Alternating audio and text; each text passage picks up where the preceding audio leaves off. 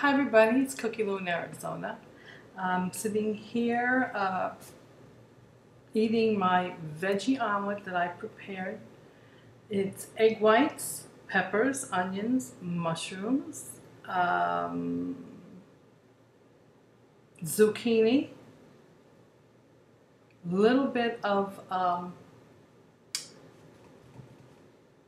margarine, just a little bit, because I have that green pan that's not supposed to let the food stick. It sticks. Oh, I also have some organic tofu in here as well. This is approximately 4.5 ounces. And I usually try to keep the portions at least 4 ounces, but this was 4.5 in the pan today. And it's really, really good. Okay, so I will be eating that soon. I was looking, the last time I did a video, I was talking about all the different books that I have in my library that pertain to weight loss. And I pulled out, all of them, and I'm reviewing them for different recipes that I think I might like to prepare. And in this book, Dr. Phil's 7 Keys to Weight Loss Freedom, I was reviewing some of the notations that I made in this book way back when I think it was around 2004 or 5 when I got this book, and about setting your goals. And they wanted you to write some specific things that you hope to achieve. And this is what I wrote, and I found it really interesting because I'm pretty much in the same place today. And I've had weight loss surgery and everything, but the intentions is still the same. And I'm going to read to you what I wrote. My intention is to reduce my weight by 114 pounds and maintain a body weight of 160 to 170. A 10-pound span is reasonable. Describe what you will do, the behaviors or actions you must commence to change or stop the things you're doing and to lose weight. Stop all ice cream. Reduce refined sugar 90%. Eat proper carbs, fruit, veggies, fish, chicken, minimum of red meat. No eating after 8 p.m.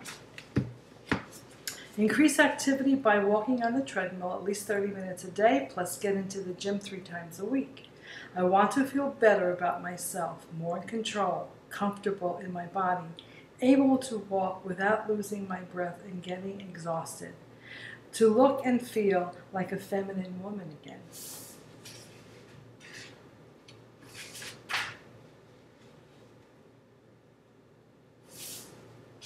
Okay, and I wrote here, start date October 12, 2005. I will need 1 year to achieve my goal of 91, to achieve my goal of 114-pound loss. I'm hoping to lose 8 to 10 pounds each month at a minimum. This was before weight loss surgery. Okay, know what your steps will be as you learn about each key to permanent weight loss. Come back to here and add other steps required to reach your goal. In the space below, record the steps involved in reaching your goal. I will take certain steps to reach my goal weight. These steps are as follows. Again, reduce fats and sugars. No ice cream of any kind until I reach my goal. Walk on the treadmill. Eat smaller portions. Slowly savoring every bite. Reduce diet soda to only 2 a week. I have only myself, and that is all I need. This is my battle and mine alone. Well, that's pretty much where I was in 2005, and it's pretty much where I was when I had my weight loss surgery, my VSG, in 2012.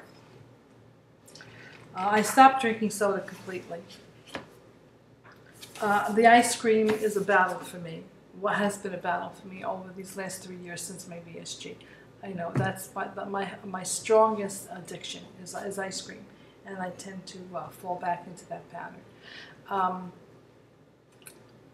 The improvements that I have made, even though I've had such difficulty with stalls since my VSG, only losing 50% of my weight. Actually, my goal here was 114 pounds, and actually it was more like 120, and I lost about 60. And I have had some periodic regains from time to time, anywhere from 5 pounds to 20 pounds. And I've had some water retention, and I've had other situations that kept me from falling back. But, you know, this is something that happens. And I think the thing that has helped more than anything else is when I read the Engine 2 diet book and I read The Pound of Cure. And I, little by little by little, I've been eating, like I said, these vegetables and fruits and eliminating a lot of red meat, if not all of it, for quite a while. One thing I have learned is that if I do stray, even just a little bit, if I have a half a cup of pasta, if I have a quarter cup too many nuts, if I do eat some bread, if I have cake or cheese doodle or a cup of ice cream, that's going to affect me. Chocolate, if I decide I'm going to have just a chocolate bar, or a protein bar that has candy and chocolate and caramel and nuts in it, that's just a glorified candy bar with some protein powder mixed in it. It's not a healthy food. Even the processed protein drinks that we take, after a certain amount of time, I do believe that they are not helpful. I find that it's enjoyable, like if I'm really going nuts and it's nighttime, because I can go all day without eating. It's the nighttime that I have a problem. When I'm alone in the house, all the chores are done, I'm sitting there in front of the boob tube, and I'm used to crunch, crunch, crunch. And I go crazy because I need something to crunch on. And sometimes a protein drink would satisfy me and kind of fill me up. And another problem that I found is that because I am a night owl and I tend to sleep periodically in the early evenings on the couch, I keep dozing off. And I can doze on and off maybe 3 or 4 times in the course, between from 6 o'clock to 12:30 at night. So then by the time I finish with all these little cat naps, I'm wide awake until sometimes 4, 5, 6 o'clock in the morning. Then I'll go to bed again, and I'll sleep for 4 hours and wake up. Now that's a totally horrible sleep cycle. And I went to the cardiologist for my recap on my echo and on my monitoring, and I discussed this again with him. And truthfully, he doesn't really want to hear it. He says, I take care of the heart. Go to your family doctor and have her help you with the nutrition and I get annoyed with that. I says, doctor, I says, in your office, you're a cardiologist, and whether it's your office or a physical or a physical doctor's office, first thing that people have to do is get on that scale. And that scale, the numbers on that scale really affect my health, my heart, my liver, my kidneys, my overall circulatory system, everything, all my lab numbers. The fat that I carry in my body affects that. And I know that you're a heart doctor and you're not a nutritionist and you're not a bariatric surgeon. But as long as I have you in front of me, I'm just trying to tell you what I'm doing and what's not working. And I'm confused as to why I'm not getting the results that I should be getting. And he said to me, well, you said that you went on this diet about a month ago, the Pound of Cure diet, the vegetables. And he said, you're doing everything right. No red meat, no dairy, no grains, no white foods, lots of veggies, lots of fruit, lots of water, lots of exercise. You can't do anything better than you're doing now. If you do stray from time to time and you're having something sugary, try to do that as little as possible, or try to mentally not do it at all, because he said that obviously it affects you. And I said, yeah, it does. So he says, and you lost 6 pounds in 4 weeks. You said 3 or 4 weeks. That's not bad. That's not bad. I says, no, but I gained it again. I'm gaining it again, and I don't know why. He says, go to the Dr. Segura and let her do some blood work, see if you need some vitamin deficiencies or whatever. So I went to her yesterday, and she was an hour and a half late getting in there, as usual. She comes charging into the office. So, hello, Lucille, how are you? I says, lousy. I says, I'm fatigued, out of breath, gained weight, lost weight, gain it. I'm on this vegetable diet. I'm trying to really quickly tell her everything I need to tell her, because I know within 3 to 5 minutes she's going to be out the door and on to the next person, which she was. I didn't get to tell her half of the stuff. My cardiologist told me that he would want me to have a sleep study again, because he thinks that maybe I still do have some sleep apnea, even though I did lose weight and not having the reactions of sleep apnea during the course of my sleeping at night. He says, but something is making you sleep in a bad pattern. So he says, just for the heck of it, go for a sleep study test. I couldn't even get that out of my mouth, because she ended the visit and within, I'm telling you, 5 minutes. She says to me, well, Medicare has to give you, your annual physical, and I can't do that for at least a couple of months because we have to put the paperwork in first. You should have been here in December and you weren't, so everything's kind of off schedule. So I'll see you in about 1 or 2 months. Come back and I'll give you the physical. In the meantime, I asked her, is there any kind of diet pill that I can take to move this fat out of my body? And she says, no. I says, well, what about some B12 shots or vitamin shots? Because I know that when you're very fatigued, no, that doesn't work. She says, we have to get the blood work. Get the blood work and see where you are, and then we'll see what to do. And she actually ended the visit and went out the door, and I'm sitting there with no real answers. I did ask her if I could. I said, I'm very swollen, really swollen in the morning. I says, I don't know what I'm eating to hold water, but I really feel I'm holding water. I said, can you give me another prescription for the Lasix, the water pill? I said, because you gave me some a couple of years ago and it expired, so I don't use it. But I think maybe I could use some Lasix, and when this happens to me. Didn't answer me, asked me a question, sidestepped it, left. I never got the Lasix, so I went home and I took my expired pill with my potassium, and I took the Lasix, and I probably had about 7 to 8 urinations that day, and I literally lost 5 pounds, and I felt so much better. Nothing was swollen, my feet weren't swollen, my hands weren't swollen. I felt my body lighter. Like I said, bowel movements aren't a problem. I have several a day, so I didn't know why I wasn't losing weight.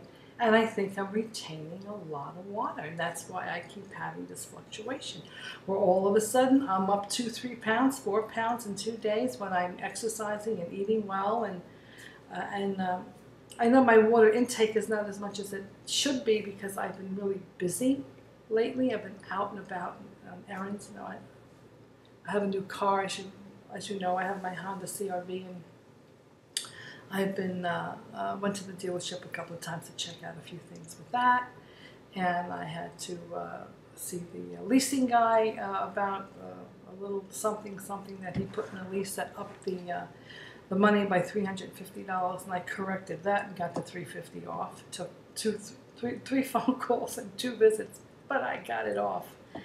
And so I've been kind of busy, I've been shopping and needing a couple of tops. I needed a new bathing suit, food shopping, running around the malls, and I've just been out and about, which is good for me, because usually when it gets so hot in the summertime, I hibernate like a bear and I don't go anywhere.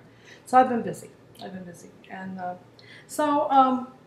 as far as the cardiologist reports on my heart, the echocardiogram was fine. My heart muscle is strong. It's healthy. It's fine.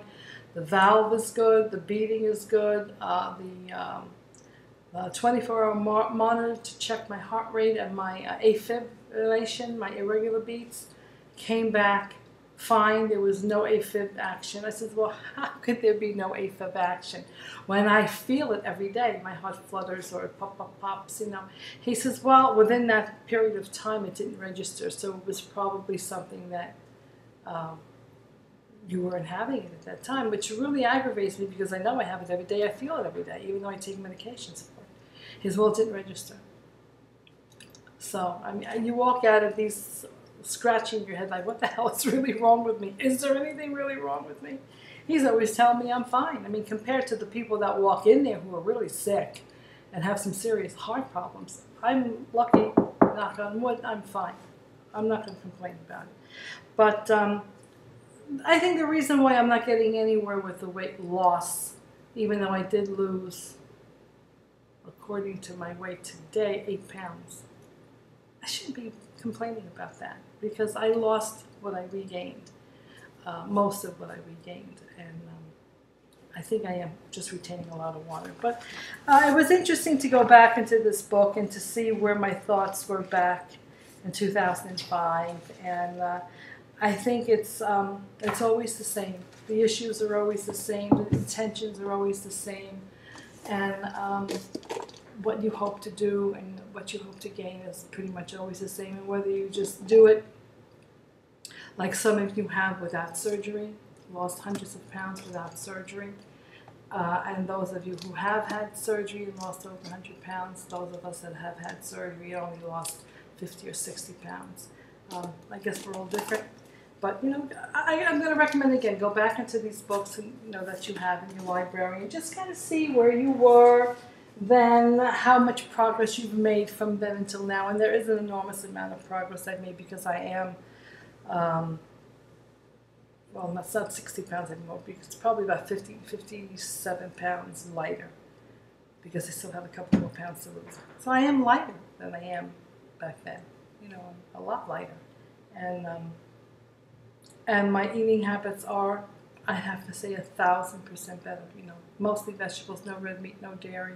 I'm not missing the dairy, I have to say. I'm not missing the red meat. I made some turkey burgers the other day, and I put a little bit of it's no sodium soy sauce in it, with a little, I had some apple butter, and I put Schmucker's low-fat apple butter.